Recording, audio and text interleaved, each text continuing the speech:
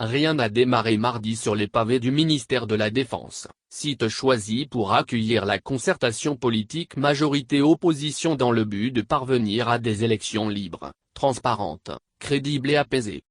Les travaux devaient officiellement démarrer à 16 h. Dès 15 h, plusieurs leaders de la majorité et de l'opposition étaient déjà présents. La salle du conseil interministériel était ouverte pour la circonstance pour accueillir les hommes politiques présents. Beaucoup de temps perdu. Beaucoup de négociations de couloir aussi. Le Premier ministre, Alain-Claude Bilibi, est même aperçu sur le site. L'attente est longue. Les uns et les autres tournent les pouces. Finalement à 18 h, le ministre de l'Intérieur arrive en compagnie de Denise Mechamn, chargée des relations avec les institutions. Après moins de 5 minutes de huis clos, Lambert Noël Matta sort de la salle. Dans un point de presse, il soutient que les travaux n'ont pas démarré par la faute de l'opposition.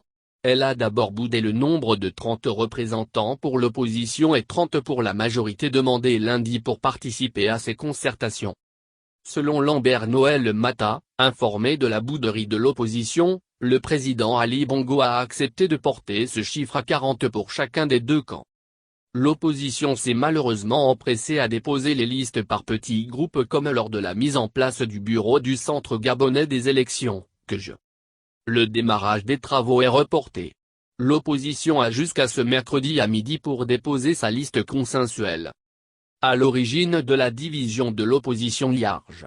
Selon des informations non vérifiées glanées par un reporter de gabonactu.com, une promesse d'une enveloppe d'argent destinée aux participants à la concertation aiguiserait les appétits des opposants.